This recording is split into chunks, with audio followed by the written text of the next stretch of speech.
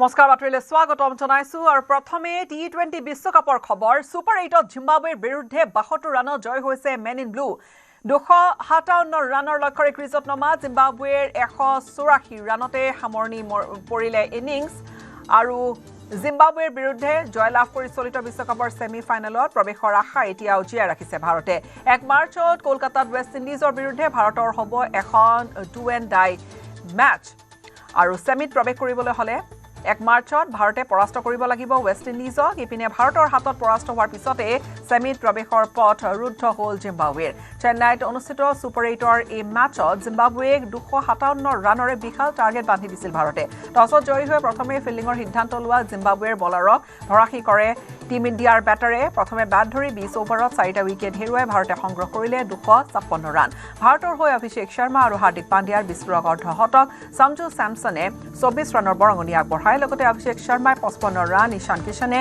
38 run Suryakumar যাদৱে 33 run Hardik পাণ্ডিয়াৰ অপৰাজেয় 50 আৰু তিলক ভাৰ্মাৰ অপৰাজেয় 44 ৰানৰ বৰঙণি ইপিনে 257 ৰানৰ লক্ষ্যৰে ক্ৰিজত নমা জিম্বাবৱেৰ দলটোৱে 184 ৰানতে সামৰিব লগা হ'ল ইনিংছ 20 অভাৰত 6টা উইকেট হেৰুৱাই জিম্বাবৱে সংগ্ৰহ কৰে 184 ৰান জিম্বাবৱেৰ হৈ ব্ৰেইন বেনেটে 59টা বলত সংগ্ৰহ কৰে অপৰাজেয় 97 ৰানৰ এক ইনিংছ আৰু ব্ৰাইন বেনেটৰ বিস্ফোৰক এই ইনিংছটোত আছিল 8টা বাউণ্ডাৰী আৰু 6টাকৈ অভাৰ বাউণ্ডাৰী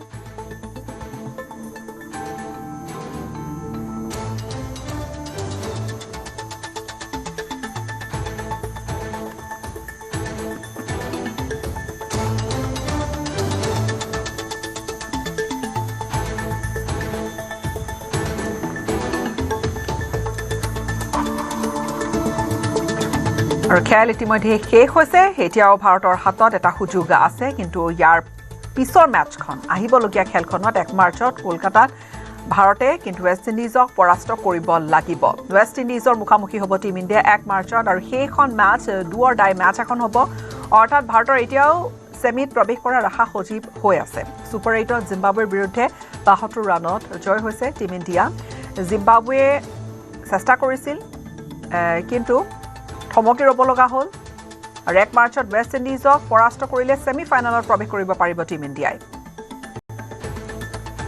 अब भाई साहब जैसे सोचा था वैसे ही हुआ बस 3 मैच दूर हैं हम अपने वर्ल्ड कप की ट्रॉफी उठाने से आप भी आते वहां पर बारबाडोस में जब ट्रॉफी उठाई थी तो आपको लग रहा है अहमदाबाद में 8 तारीख को ट्रॉफी उठाने वाले हैं हम नहीं दोनों ही बढ़िया थी मैंने एक्सपेक्ट किया था कि इंडिया टॉस जीतेगा और पहले बैटिंग करेगा क्योंकि उसको चाहिए था हमको कि अभिषेक शर्मा एंड बाकी सबकी फॉर्म वापस आए उसके लिए बैटिंग जरूरी थी और वैसे ही हुआ सेम वैसे ही एक्सपेक्टेशन से था जैसे मैंने आपको बोला था अभिषेक शर्मा कल मुझे मिले थे बड़े कॉन्फिडेंट लग रहे थे आज मैंने सेम मैसेज उनके फादर को भी किया था उनका मैसेज थैंक्स का आया तो अभिषेक शर्मा चले हैं सूर्यकुमार यादव की बैटिंग देखो तो मुझे लग रहा है आपको चैलेंज करने की बात नहीं है अब तो बाकी सारी टीमों को डरना पड़ेगा और इस बार अगेन हम ट्रॉफी उठाने वाले हैं 200% बीट करेंगे और 200% हम ट्रॉफी लिफ्ट करेंगे जैसे रोहित भाई ने बोला हुआ ना हिस्ट्री रिपीट करेंगे हिस्ट्री डिफीट करेंगे मैं उसमें एक लाइन और ऐड कर देता हूं कि जरूर करेंगे क्योंकि कॉन्फिडेंस है अभी भी क्या बोलते हैं कॉन्फिडेंस है क्योंकि ये बोलते हैं हम साउथ अफ्रीका ने वेस्ट इंडीज को हरा दिया इसलिए हमारे जोश बचा हुआ है वेस्ट इंडीज के लिए हाँ छोटा बाउंड्री है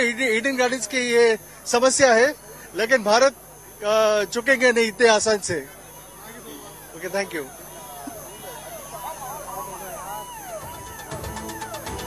ৰে ভাষ্য ফানৰ বা যিসকল অনুৰাগী ভাষ্য এই ধৰণে আগবঢ়াইছে আৰু সমৰ্থকসকল যথেষ্ট উৎফুল্লিত খেলখন চেন্নাইত অনুষ্ঠিত হৈছে খেল চাই ওলাই অহা আৰু আগন্তুক যিখন মেচ সেই মেচখন কেনেকুৱা হ'ব লাগিব কিছু কথা এয়া সকলোৰে মুখত দেখা গৈছে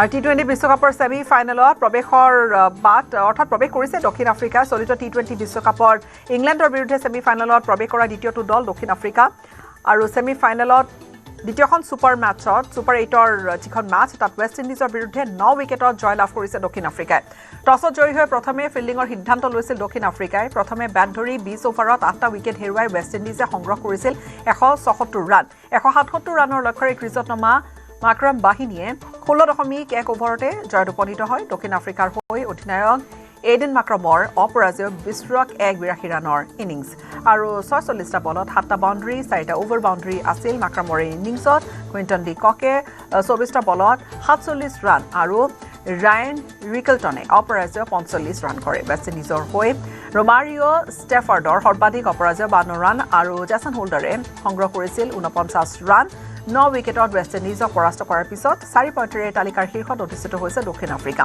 দক্ষিণ আফ্ৰিকাৰ নেট ৰান ৰেট হৈছে +2.89 ইপিনে 2 পইণ্টেৰে তালিকাৰ দ্বিতীয় স্থানত থকা ৱেষ্ট ইণ্ডিজৰ নেট ৰান ৰেট হৈছে +1.791 দক্ষিণ আফ্ৰিকাৰ জয়ৰ পিছতে ৱেষ্ট ইণ্ডিজৰ বাবে কঠিন হৈ পৰিছে ছেমিত প্ৰৱেশৰ পথ অৱশ্যে এতিয়া ৱেষ্ট ইণ্ডিজৰ বাবে হাতত আছে সুযোগ 1 মাৰ্চত জিম্বাবৱেৰ বিৰুদ্ধে দক্ষিণ আফ্ৰিকাই সুপাৰ 8ৰ অন্তিমখন মেচ খেলাৰ বিপৰীতে একেদিনাই ভাৰতৰ মুখামুখি হ'ব ৱেষ্ট ইণ্ডিজ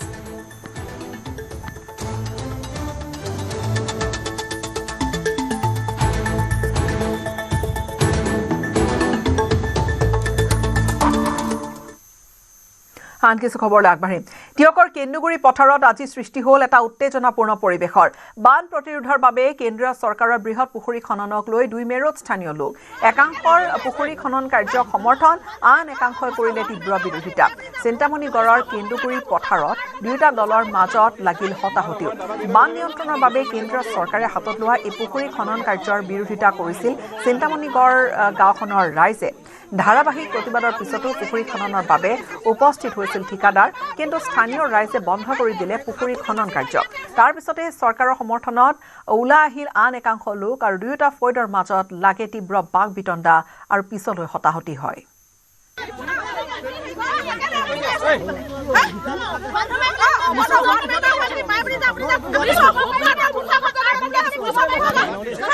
মই দাদা কেইটা কৈছে আপুনি ডিপাৰ্টমেণ্টে ফোন কৰক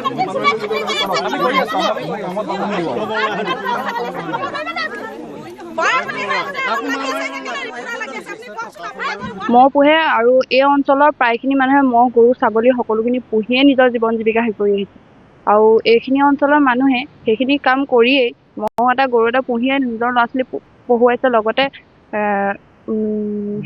নিজেও পোহপাল দিছে নিজৰ ঘৰখন চলাইছে এই সকলোখিনি যদি কাহিনীয়ে কেনেকৈ হ'ব মই আজি হায়াৰ ছেকেণ্ডেৰী পৰীক্ষা দি থকা ছোৱালী হয় মই পৰীক্ষাৰ মাজত এতিয়াকে প্ৰতিবাদ কৰিবলৈ আহিবলগীয়া পৰিস্থিতি হৈছে আপোনালোকে ভাবক তেতিয়া আমাৰ এই যদি মাটিখিনি সংৰক্ষণ মানে সঠিকভাৱে নহয় আমি যদি মাটিখিনি খান্দিবলৈ দিলোঁ আমি কেনে এটা পৰিস্থিতি আমি কেনেদৰে আমি পঢ়িম আমি কেনেদৰে আগবাঢ়ি যাম তেওঁলোকে আমাক যি কৈছে এতিয়ালৈকে ভাৰবেলি কৈছে কোনো ধৰণৰ ডকুমেণ্ট কোনো ডিপিআৰ কোনো আপোনাৰ খান্দিবৰ কাৰণে যিটো তেওঁলোকৰ অনুমতি লাগে এনেকুৱা ধৰণৰ কোনো কাগজ পত্ৰ দেখুৱাব পৰা নাই কিন্তু একেবাৰে শেহতীয়াভাৱে খুব চুৰ কৰি আহি আমাৰ এই ঘাঁহনি মাটিসমূহ আমাৰ এই খেতি কৰি থকা মাটিসমূহ তেওঁলোকে খুব কৌশলেৰে এখন কেন্দ্ৰীয় চৰকাৰৰ আঁচনিৰ যোগেদি তেওঁলোকে এইটো এটা বৃহৎ পুখুৰী খন্দাৰ এটা পৰিকল্পনা কৰিছে য'ত আমাৰ এই অঞ্চলৰ হাজাৰ হাজাৰ পশুপালকসকল গৰু ম'হ পালকসকল এই পালকসকলৰ যিটো ঘাঁহনি মাটি এই গোটেই ঘাঁহনি মাটিখিনি তেওঁলোকে পুখুৰীলৈ কনভাৰ্ট কৰিবলৈ লৈছে এই বৃহত্তৰ অঞ্চলটোৰ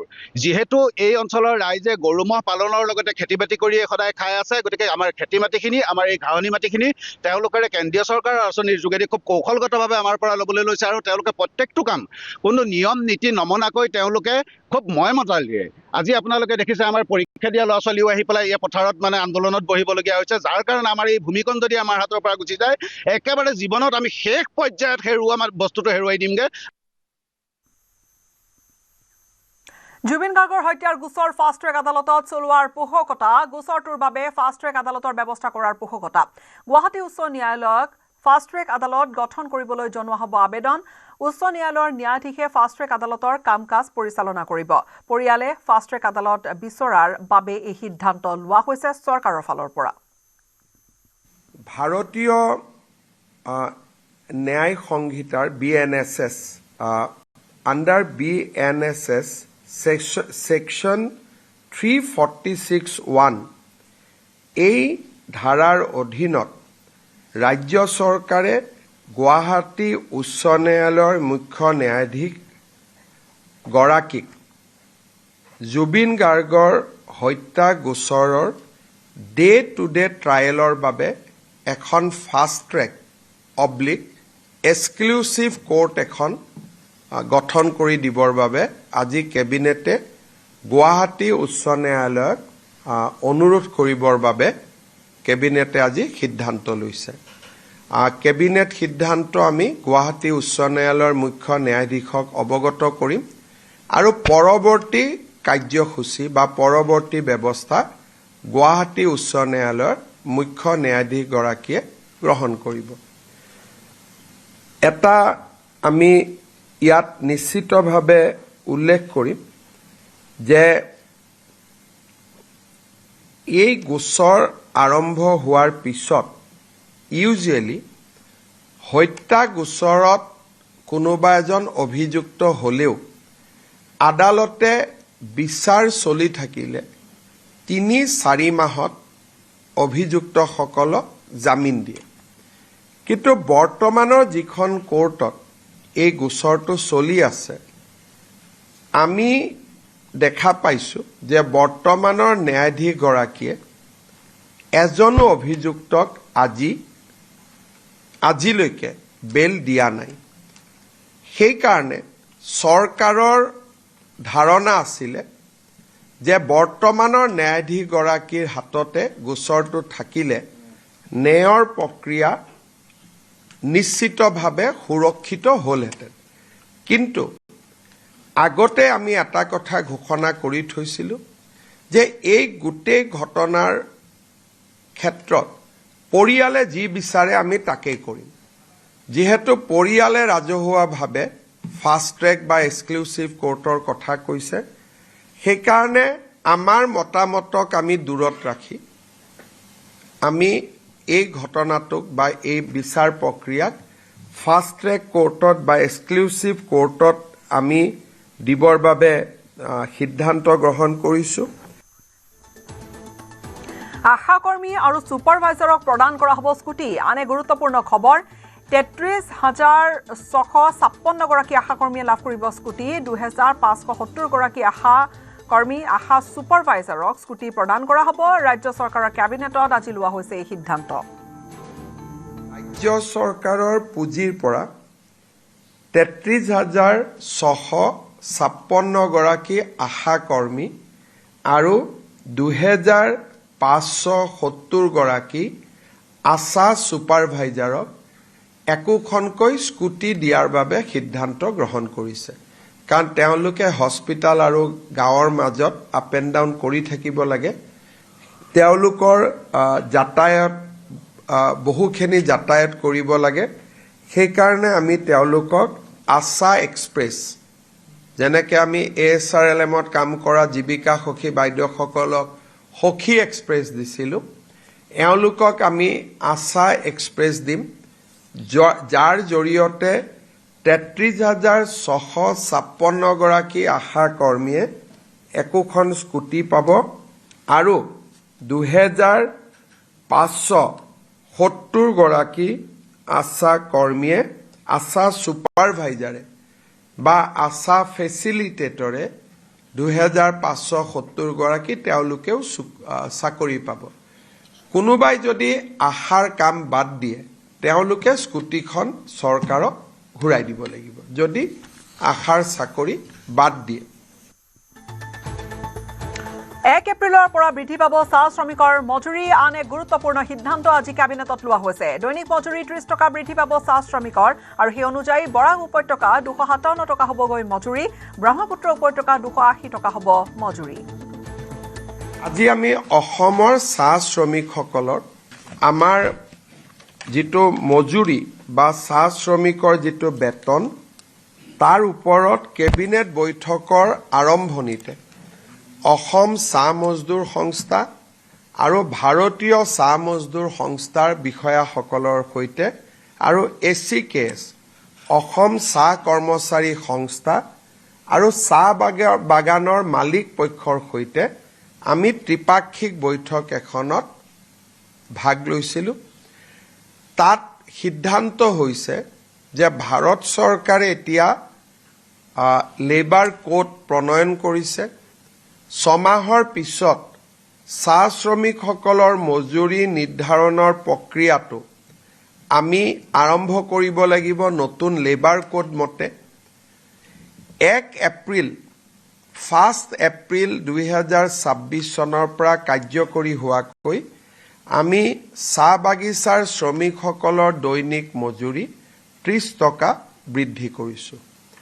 ইয়াৰ ফলত ব্ৰহ্মপুত্ৰ ভেলীৰ চাহ শ্ৰমিকৰ মজুৰি 280 টকা হ'বগৈ।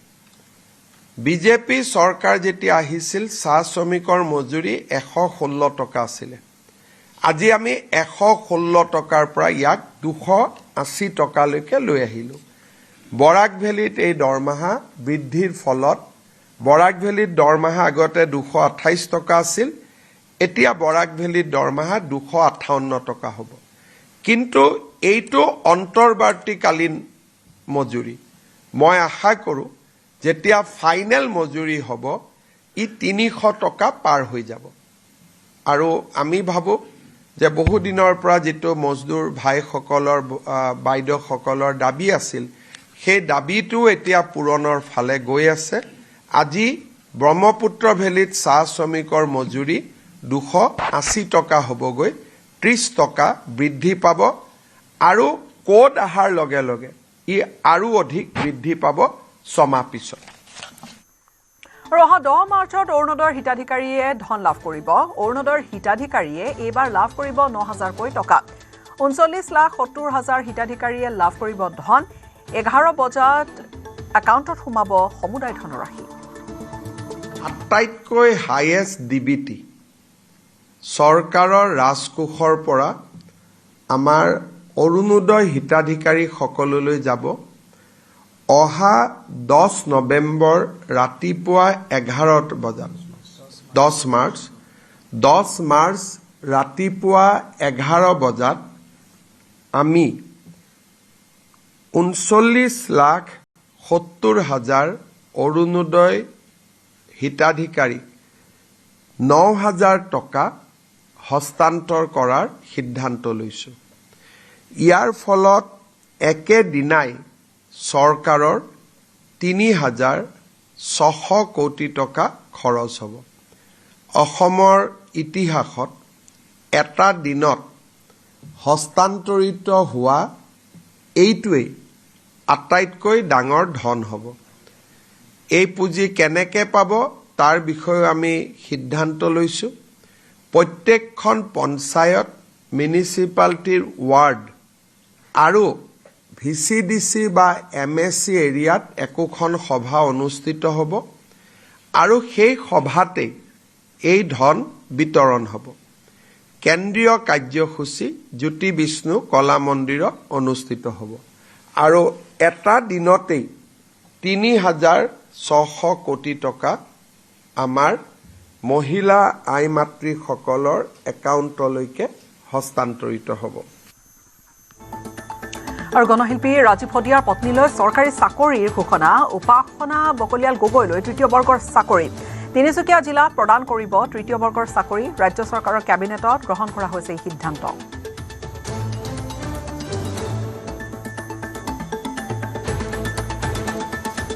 আপোনালোকৰ মনত আছে 2025 চনৰ, যিমান দূৰ মোৰ মনত পৰে 2025 চনৰ 13 জানুৱাৰী তাৰিখে আমাৰ সংগীতানুষ্ঠান প্ৰদৰ্শন কৰি থাকোঁতে ৰাজীৱ শদিয়াৰ মৃত্যু হৈছিল। আজি কেবিনেটে ৰাজীৱ শদিয়াৰ পত্নী উপাসনা বকলিয়াল গগৈক তিনিচুকীয়া জিলাত অসম চৰকাৰৰ 3য় বৰ্গৰ চাকৰি এটা দিয়াৰ বাবে সিদ্ধান্ত গ্ৰহণ কৰিছে। অৰ্থাৎ ৰাজীৱ শদিয়াৰ সংগীত জগতৰ প্ৰতি থকা অৱদানক স্বীকৃতি প্ৰদান কৰি ৰাজ্য চৰকাৰে তেওঁৰ পত্নীক এটা গ্ৰেড 3 পোষ্ট দিবৰ বাবে সিদ্ধান্ত গ্ৰহণ কৰিছে। আমি যিমান পাৰোঁ চেষ্টা কৰিম যাতে মডেল কোড অফ কণ্ডাক্টৰ আগতে যাতে এপইণ্টমেণ্টটো দিব পাৰোঁ। আজি কেবিনেটে তাত মঞ্জুৰি প্ৰদান কৰিছে। ৰাজ্যৰ স্বায়ত্তশাসিত পৰিষদলৈও ক্ষমতা হস্তান্তৰ। BTC কাৰ্বি আংলং ডিমা হাছাওৰ বাবে এই সিদ্ধান্ত। 10 কোটি টকাৰ তলৰ টেণ্ডাৰ পৰিষদে মুকলি কৰিব পাৰিব, যাৰ ফলত চৰকাৰী আঁচনিৰ ৰূপায়ণ বৃদ্ধি পাব পৰিষদত। আজি আমাৰ কেবিনেটে BTCৰ বাবে বড়োলেণ্ড টেৰিটৰিয়েল কাউন্সিলৰ বাবে এটা নতুন বিকেন্দ্ৰীকৃত ক্ষমতাৰ হস্তান্তৰ কৰে আৰু সি কাৰ্বি আলং আৰু ডিমা হাছাওৰ বাবেও প্ৰযোজ্য হ'ব। PWD, water resource, flood control এই ডিপাৰ্টমেণ্টত বা ইৰিগেশ্যন যদি 10 কোটি টকাৰ তলত কাম হয়, তাৰ টেণ্ডাৰ এতিয়া BTC, কাৰ্বি আলং আৰু ডিমা হাছাও কাউন্সিলে কৰিব, কিন্তু সেটেলমেন্টটো চৰকাৰত হ'ব। কিন্তু প্ৰাৰম্ভিক টেণ্ডাৰ কৰাৰ অথৰিটি আমি BTC, ডিমা হাছাও আৰু কাৰ্বি আলং কাউন্সিলক আমি হস্তান্তৰ কৰিছোঁ। ইয়াৰ ফলত BTCত চৰকাৰী আঁচনি ৰূপায়ণৰ পথ ক্ষিপ্ৰ হ'ব। BTCৰ মুৰব্বী হাগ্ৰামা মহিলাৰী ডাঙৰীয়াই এইটো অনুৰোধ কৰিছিল। আজি আমি কেবিনেটত সেই অনুৰোধটো মঞ্জুৰ কৰোঁ আৰু যেহেতু BTCত দিয়া হৈছে, ডিমা হাছাও আৰু কাৰ্বি আলঙতো এই অধিকাৰ আমি দিবৰ বাবে সিদ্ধান্ত গ্ৰহণ কৰোঁ। আৰু সতী সাধনী বিশ্ববিদ্যালয়ৰ সমীপত নিৰ্মাণ কৰা হ'ব ছাত্ৰবাস। 2 ছাত্ৰবাস নিৰ্মাণৰ বাবে 8 বিঘা ভূমি আবণ্টন। গোলাঘাট জিলা চুতীয়া ছাত্ৰ সন্থাক 8 বিঘা ভূমি আবণ্টন। সতী সাধনী বিশ্ববিদ্যালয়ৰ সমীপতে এটা ছোৱালীৰ কাৰণে আৰু ল'ৰাৰ কাৰণে হোষ্টেল নিৰ্মাণ কৰিবলৈ আৰু মিউজিয়াম নিৰ্মাণ কৰিবলৈ গোলাঘাট জিলা চুতীয়া ছাত্ৰ সন্থাক আমি 8 বিঘা মাটি আজি আবণ্টন কৰোঁ। অৰ্থাৎ সতী সাধনী বিশ্ববিদ্যালয়ৰ ই অংশ নহয়, কিন্তু সতী সাধনী বিশ্ববিদ্যালয়ত পঢ়িবলৈ অহা ছাত্ৰ ছাত্ৰীসকলৰ বাবে গোলাঘাট জিলা চুতীয়া ছাত্ৰ সন্থাই হোষ্টেল বনাব, গেষ্ট হাউচ বনাব আৰু তাৰ কাৰণে চৰকাৰে আজি তেওঁলোকক 8 বিঘা মাটি আবণ্টন কৰে। বিৰোধীৰ মিত্ৰতাৰ প্ৰসংগত কংগ্ৰেছক তীব্ৰ কটাক্ষ মুখ্যমন্ত্ৰী ডক্টৰ হিমন্ত বিশ্ব শৰ্মাৰ। আজিৰ দিনত 6খন খিলঞ্জীয়াৰ আসনত জয়ী হোৱাটো কংগ্ৰেছৰ বাবে অসম্ভৱ। কংগ্ৰেছ ৰাইজৰ দলৰ মধ্যস্থতাৰ বাবে অহা যোগেন্দ্ৰ যাদৱক ৰাজনৈতিক দালাল আখ্যা দিলে মুখ্যমন্ত্ৰীয়ে।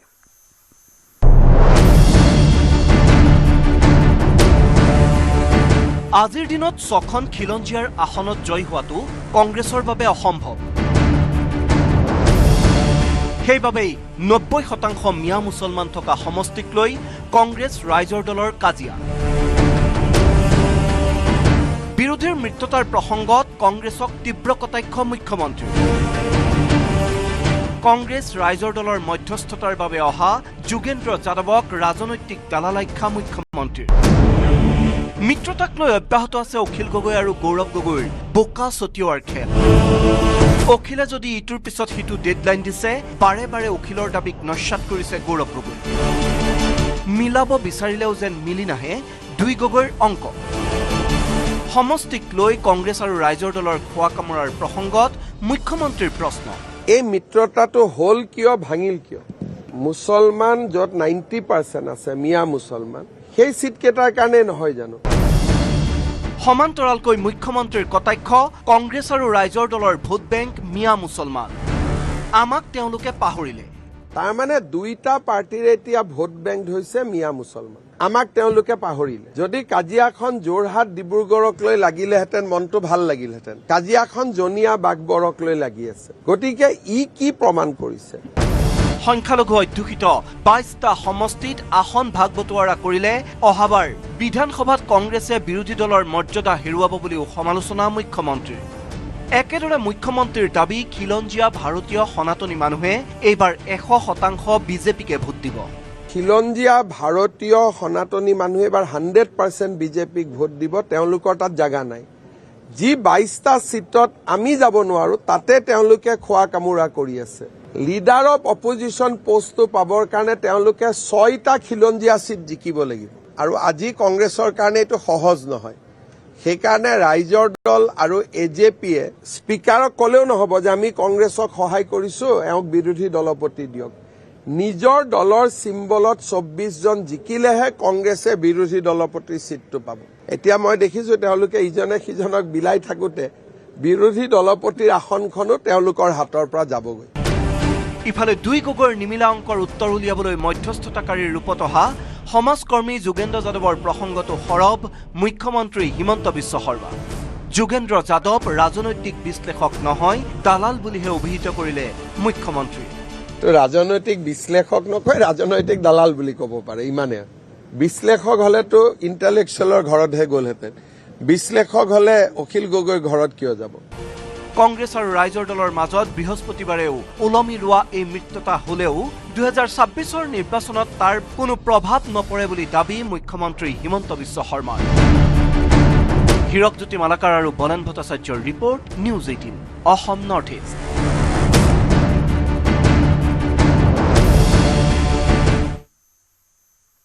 মিত্ৰতাৰ আশাত এতিয়া বন্দী ৰাইজৰ দলৰ সভাপতি অখিল গগৈ। অখিল গগৈৰ বাসগৃহত সমাজকৰ্মী যোগেন্দ্ৰ যাদৱৰ দীঘলীয়া ৰুদ্ধদ্বাৰ বৈঠক, ঘণ্টাৰ পিছত ঘণ্টা। ৰাইজৰ দল আৰু কংগ্ৰেছৰ মধ্যস্থতাকাৰীৰ ৰূপত যোগেন্দ্ৰ যাদৱ। বিৰোধীৰ ফটা বাহ জোৰা লগাবলৈ অসমত যোগেন্দ্ৰ যাদৱ।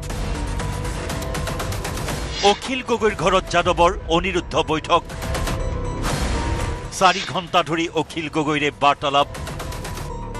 অসমত ভৰি দিওঁতেই ৰাজ্যৰ মুখ্যমন্ত্ৰীৰ চৰম কটাক্ষ, যোগেন্দ্ৰ যাদৱ ৰাজনৈতিক দালাল। কি যোগেন্দ্ৰ যাদৱ এইটো কি বস্তু মই নাজানো। ৰাজনৈতিক বিশ্লেষক নকয়, ৰাজনৈতিক দালাল বুলি ক'ব পাৰে, ইমানে।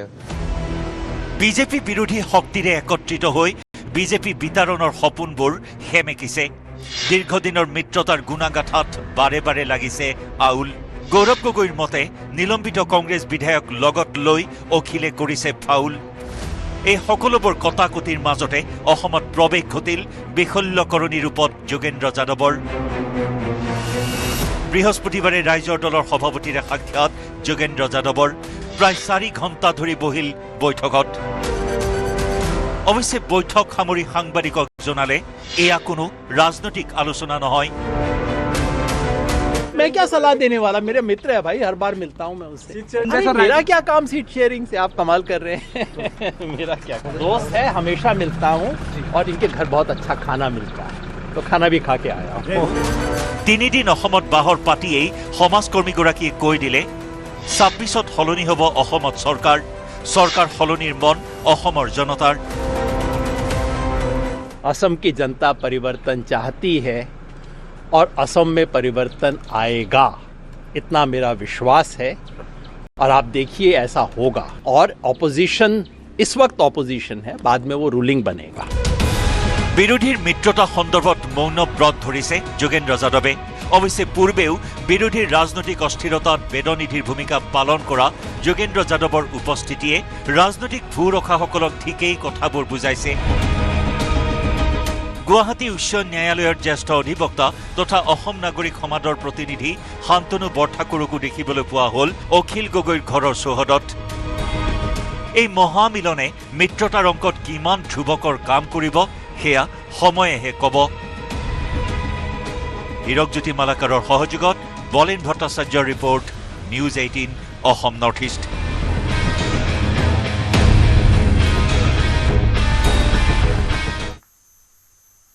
বৃহত্তৰ বৰপেটা সমাজ গুৱাহাটীৰ উদ্যোগত হোলী গীতৰ অন্তৰংগ আলাপ অনুষ্ঠান, শ্ৰীমন্ত শংকৰদেৱ কলাক্ষেত্ৰৰ বাকৰিত ৰংগীয়ে ফাকু খেলো শীৰ্ষক এক অনুষ্ঠান আয়োজন কৰা হয়। মন্ত্ৰী প্ৰজ্বলন কৰি অনুষ্ঠানৰ শুভাৰম্ভণি কৰে কলাক্ষেত্ৰৰ উপ সচিব প্ৰাঞ্জল শইকীয়া আৰু সচিব সুদৰ্শন ঠাকুৰে।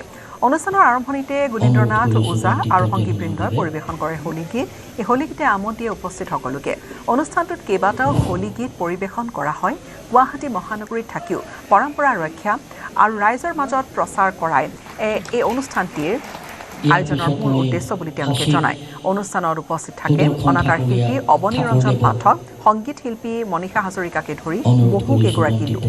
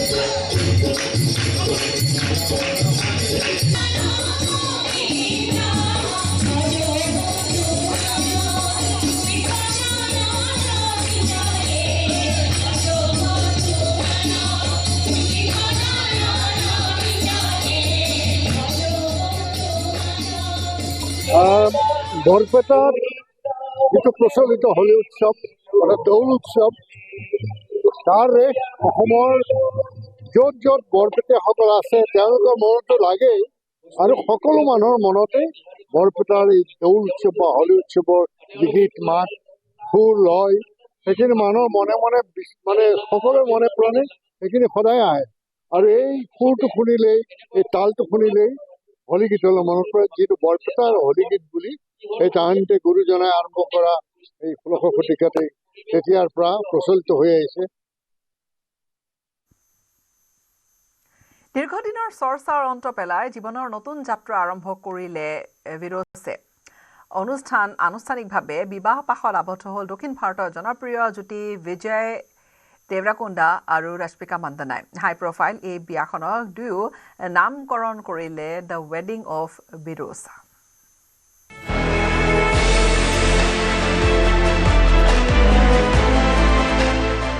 বহু চৰ্চিত এখন বিবাহ এখন হাই প্ৰফাইল বিয়া দক্ষিণ ভাৰতৰ জনপ্ৰিয় অভিনেতা বিজয় দেৱৰাকোণ্ডা আৰু দক্ষিণ ভাৰতৰ লগতে বলিউডৰ এগৰাকী জনপ্ৰিয় অভিনেত্ৰী ৰশ্মিকা মন্দানাৰ আজি ৰাজস্থানৰ উদয়পুৰত সম্পন্ন হৈছে বিবাহ এই ৰাজকীয় বিয়াখন উদয়পুৰ চহৰৰ পৰা প্ৰায় 25 কিলোমিটাৰ দূৰত অৱস্থিত এখন অতি বিলাসী হোটেল ITC মেমেণ্টছত অনুষ্ঠিত হৈছে আৰাৱলী পৰ্বতমালাৰ কোলাত অৱস্থিত এই ঠাই অতি শান্ত আৰু সম্পূৰ্ণ ব্যক্তিগত সমগ্ৰ পাহাৰজুৰি বিস্তৃত হৈ থকা বিশাল ভূমিত 117টা ভিলা আছে ইয়াৰ উপৰিও চৌহদটোৰ ভিতৰত এখন নদী এটা হ্ৰদ আনকি হেলিপেডো আছে প্ৰায় 100 জনমান ঘনিষ্ঠ আত্মীয় আৰু বন্ধু বান্ধৱীৰ উপস্থিতিত বৃহস্পতিবাৰে সম্পন্ন হয় বিজয় আৰু ৰশ্মিকাৰ বিবাহ অনুৰাগীৰ মাজত বিৰুজ নামেৰে পৰিচিত ৰশ্মিকা আৰু বিজয়ৰ এই যি জুটি এই জুটিয়ে তেওঁলোকৰ বিবাহৰ নাম দিছে দ্য ৱেডিং অফ ফিৰোজ যিহেতু বিয়াখন সম্পূৰ্ণৰূপে দক্ষিণ ভাৰতীয় পৰম্পৰা অনুসৰি অনুষ্ঠিত কৰা হৈছে সেয়ে দক্ষিণ ভাৰতীয় বিয়াৰ এক বিশেষ নিয়ম অনুসৰি অতিথিসকলক কলপাতত আহাৰ পৰিবেশন কৰা হৈছে আলহী অতিথিৰ বাবে সতেজ ডাবৰ পানীৰ ব্যৱস্থা কৰা হৈছে যিটো দক্ষিণ ভাৰতীয় আতিথ্যৰ এক অন্যতম পৰিচয় উল্লেখ্য যে 2016 চনত কন্নড় ছবি কিৰিক পাৰ্টিৰ জৰিয়তে অভিনয় জগতত প্ৰৱেশ কৰিছিল ৰশ্মিকা মন্দানাই 2018 বৰ্ষত বিজয় দেৱৰকুণ্ডাৰ সৈতে অভিনয় কৰা গীতা গোবিন্দম নামৰ ছবিখনে লাভ কৰিছিল যথেষ্ট জনপ্ৰিয়তা তেতিয়াৰ পৰাই দক্ষিণ ভাৰতীয় জনপ্ৰিয় জুটি হৈ পৰে বিজয় আৰু ৰশ্মিকা আনহাতে 2011 চনত তেলেগু ছবিৰ জৰিয়তে বিজয় দেৱৰকুণ্ডাই অভিনয় আৰম্ভ কৰিছিল আৰু তাৰ পাছত 2017 চনত অৰ্জুন ৰেড্ডিৰ ব্লকবাষ্টাৰ মুভিৰে জনপ্ৰিয় হৈ পৰিছিল বিজয় দেৱৰকুণ্ডা যদিও ৰাজস্থানত এই বিবাহ সম্পন্ন হৈছে কিন্তু সম্পূৰ্ণ দক্ষিণ ভাৰতীয় ৰীতি নীতি অনুসৰিহে এই বিবাহ সম্পন্ন কৰা হৈছে অৰ্থাৎ এই বিবাহখন তেলেগু আৰু কুডাভা এই দুইটা পৰম্পৰাৰে সম্পন্ন কৰা হৈছে আনুষ্ঠানিক বিবাহ কাৰ্যৰ পাছত 4 মাৰ্চত হায়দৰাবাদত চলচ্চিত্ৰ জগতৰ বন্ধু আৰু বিশিষ্ট ব্যক্তিসকলৰ বাবে এক বিশাল অভ্যৰ্থনা অনুষ্ঠানৰ আয়োজন কৰা হৈছে এই জনপ্ৰিয় তাৰকা জুটিটোৱে জীৱনৰ এক নতুন যাত্ৰা আৰম্ভ কৰাৰ দিনটোতে সকলো অনুৰাগীয়ে জনাইছে হিয়াভৰা শুভেচ্ছা news desk report news 18 Assam north east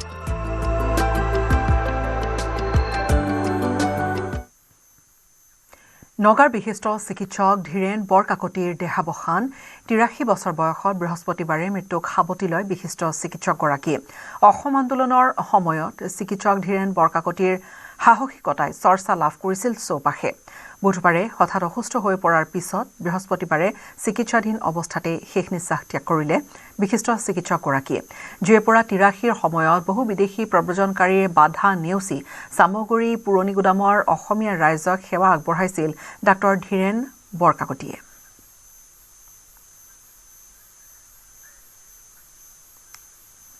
আন কিছু খবৰলৈ আগবাঢ়িম। গোলাঘাটত দলীয় কৰ্মীৰ প্ৰতিবাদৰ সন্মুখীন হ'ল গৌৰৱ গগৈ। প্ৰতিবাদকাৰী কংগ্ৰেছীয়ে কোনো কাৰণতে সৰুপথাৰ সমষ্টিটো এৰি নিদিয়ে অসম জাতীয় পৰিষদক। সমষ্টিটো অসম জাতীয় পৰিষদক এৰি দিলে হাজাৰ হাজাৰ কংগ্ৰেছ কৰ্মীয়ে দল ত্যাগ কৰাৰ দিছে হুংকাৰ।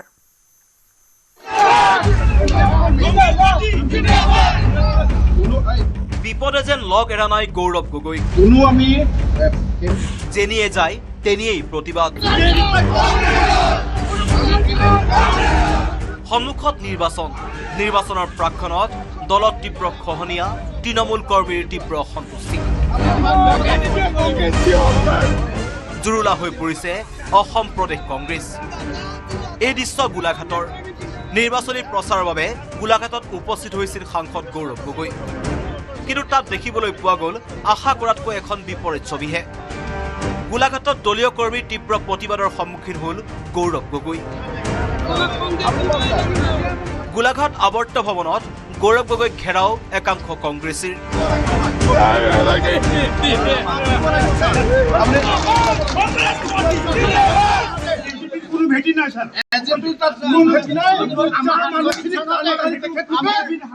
আমি সৰুপথাৰ কংগ্ৰেছৰ বাদে বেলেগক এৰি দিব নিবিচাৰোঁ।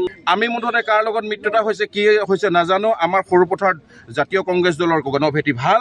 আজি 4 বছৰ 5 বছৰৰ পৰা আমি দিনে ৰাতিয়ে কাম কৰি সৰুপথাৰ সমষ্টিটোক আমি কংগ্ৰেছক যথেষ্ট শক্তিশালী কৰিছোঁ। আমাৰ প্ৰতিটো বুথ আছে, প্ৰত্যেকটো মণ্ডলত 10-12খনকৈ আমাৰ বুথ সমিতি আমি সম্পূৰ্ণ আজি কৰি মেলি আমি জমা দিছোঁ। তৎসত্ত্বেও আমাৰ সৰুপথাৰ সমষ্টিটো তেখেতলোকে এৰি দিয়াৰ কিবা এটা চেষ্টা কৰিছে, কিন্তু আমি সেয়া কংগ্ৰেছ কৰ্মী হিচাপে সেয়া কেতিয়াও আমি এৰি দিব নিবিচাৰোঁ।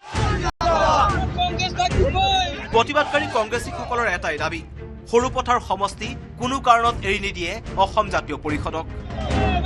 মিত্ৰতাৰ সমীকৰণৰ বাবে অজাপক সৰুপথাৰ সমষ্টি এৰি দিয়াত কংগ্ৰেছ কৰ্মীসকলৰ তীব্ৰ ক্ষোভ। কোনো কাৰণতে সৰুপথাৰ অজাপক এৰি নিদিয়াৰ হুংকাৰ কংগ্ৰেছ কৰ্মীসকলৰ। এতিয়া আমি আমাৰ সৰুপথাৰ সমষ্টি মুঠতে কংগ্ৰেছৰ বাহিৰে আমি অন্য কোনো ছাপৰ্ট কৰিব নোৱাৰোঁ। আমি আজি আপোনালোকৰ সন্মুখত কৈছোঁ যে কোনো কাৰণত আমি জাতীয় পৰিষদক সৰুপথাৰ সমষ্টিক আমি এৰি দিব নোৱাৰোঁ। কাৰণ তাতে মানে কোনো মিত্ৰ দলক নিদিয়ে, কোনো মিত্ৰ দলক আমি তাত নিদিওঁ। আমাৰ তাতে গণভিত্তিটো ভাল, কংগ্ৰেছৰ গণভিত্তি ভাল। আজি 4 বছৰৰ পৰা যথেষ্ট আমাৰ কৰ্মীয়ে যথেষ্ট কষ্ট কৰি এটা পৰ্যায়লৈ আনিছে, যিটো পৰ্যায়ত আমি বিজেপিক আজি হৰুৱাবৰ কাৰণে সামৰ্থ্য হ'ম।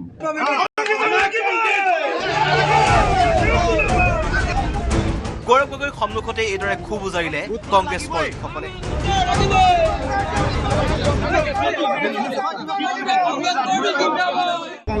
তেওঁলোকৰ আৱেগ মই বুজি পাইছোঁ। তেওঁলোকৰ মনোবল আমি দুৰ্বল হ'বলৈ নিদিওঁ। তেওঁলোকৰ লগত আমি প্ৰদেশ কংগ্ৰেছ হিচাপে আমি থিয় দিম। 24 ঘণ্টাৰ ভিতৰত স্থিতি স্পষ্ট কৰিবলৈ গৌৰৱ গগৈক দাবী দলীয় কৰ্মীসকলৰ। অন্যথা হাজাৰ হাজাৰ কংগ্ৰেছ কৰ্মীৰ দল ত্যাগৰ হুংকাৰ। হাজাৰ হাজাৰ কংগ্ৰেছীয়ে সমূহীয়া মুণ্ডন কৰাৰ দিলে হুংকাৰ। আমি হাজাৰ হাজাৰ কংগ্ৰেছ কৰ্মী আমি মুণ্ডন কৰিম, আৰু তাৰ বাবে আপুনি কিন্তু জগৰীয়া কৰিম। নিৰ্বাচনৰ প্ৰাক্ষণত কংগ্ৰেছ দলৰ ভিতৰ চৰা এনে তথৈব অৱস্থাই পুনৰ উদঙাই দিছে কংগ্ৰেছৰ বৰ্তমানৰ অৱস্থা।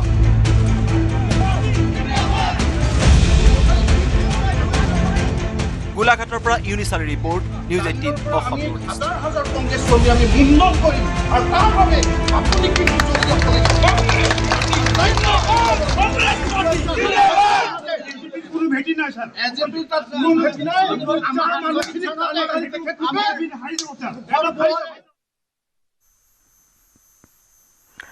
ৰকিবুল হাটাও কংগ্ৰেছ বাচাও।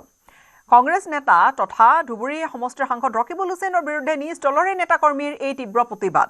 হোজাই জিলাত ৰকিবুল হুছেইনক নিষিদ্ধ কৰাৰ আনকি হুংকাৰ দিছে খোদ কংগ্ৰেছ নেতাকৰ্মীয়ে। ৰকিবুল হটাও কংগ্ৰেছ বাচাও। ৰকিবুলৰ বিৰুদ্ধে খুদ দলীয় কৰ্মীৰ ক্ষোভৰ দাবানত দলীয় কৰ্মীৰ ৰোষৰ বলি কংগ্ৰেছৰ বাঘা বাঘা নেতা বিন্নাকান্দিত ৰকিবুল হুছেইনৰ বিৰুদ্ধে প্ৰতিবাদ কংগ্ৰেছ নেতা কৰ্মীয়ে তীব্ৰ প্ৰতিবাদ সাব্যস্ত কৰিলে ধুবুৰীৰ সাংসদ ৰকিবুল হুছেইনৰ বিৰুদ্ধে হোজাই জিলাত ৰকিবুলক নিষিদ্ধ কৰাৰ হুংকাৰ কংগ্ৰেছ নেতা কৰ্মীৰ ৰকিবুল হটাও কংগ্ৰেছ বচাও শ্লোগানেৰে উত্তাল প্ৰতিবাদ কংগ্ৰেছ কৰ্মীসকলৰ ৰকিবুল হুছেইন বিন্নাকান্দিত সোমালে পহুখেদা দিয়াৰ হুংকাৰ কংগ্ৰেছ কৰ্মীসকলৰ অভিযোগ ৰকিবুলে গোপন বুজাবুজি কৰিছে আজমলৰ সৈতে তিনিটা সমষ্টি আছে তিনিটা সমষ্টিৰ ভিতৰত এটা সমষ্টিটো জিকা নিবিচাৰে ৰকিবুল হুছেইনে তেওঁৰ হাতত ক্ষমতা থাকিবলৈ হোজাই সমষ্টি লামডিং সমষ্টি আৰু বিনাকান্দি সমষ্টি সব কমিশ্যন তেওঁ ল'ব বিচাৰে গতিকে ইয়াত MLA তেওঁ জিকাটো তেওঁ কেতিয়াও বিচৰা নাই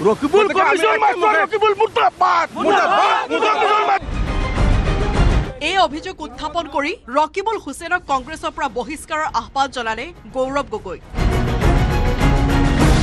আমাক কংগ্ৰেছৰ পাৰ্টি দিব লাগে কংগ্ৰেছৰ পাৰ্টি দিলে আমি কংগ্ৰেছৰ পাৰ্টি বিপুল ভোটত জয়লাভ কৰে আনি দিম আৰু গৌৰৱ গগৈও আমি আহ্বান জনাইছো ৰকিবুল হুছেইনক বাধা দিম পহুকেইটা দিম আমি বাধা নহয় পহুকেইটা দিম তেওঁ নিজৰ ময়মতালিত গোটেই অসমত কংগ্ৰেছ চলাইছে তেওঁৰ কাৰণে ভূপেন বৰা ওলাই গৈছে ৰকিবুল হুছেইনক আমি সকিয়াই দিব বিচাৰিছো যিমান আজি 20 বছৰৰ পৰা আমাক যেনেকুৱা পংগু বনাইছে আৰু তোমাক এতিয়া তোমাৰ খেল খতম হৈ গৈছে তোমাক এতিয়া আমাৰ বিন্নাকান্দি আমি অনাগত দিনত তোমাক ইয়াতে আমি নিষিদ্ধ কৰিম ৰকিবুলে পুত্ৰৰ ৰাজনৈতিক ভৱিষ্যত সুৰক্ষাৰ স্বাৰ্থত বিন্নাকান্দি সমষ্টি AJPক এৰি দিয়াৰ অভিযোগ কংগ্ৰেছ কৰ্মীসকলৰ দলক লৈ ৰকিবুলে ব্যৱসায় কৰাৰ অভিযোগ বিন্নাকান্দি সমষ্টি কংগ্ৰেছক এৰি নিদিলে পৰিণাম ভয়াৱহ হোৱাৰ সকিয়নি দিলে প্ৰতিবাদী কংগ্ৰেছ নেতা কৰ্মীয়ে দবকাৰ পৰা আব্দুল হাকিমৰ report news 18 Assam north east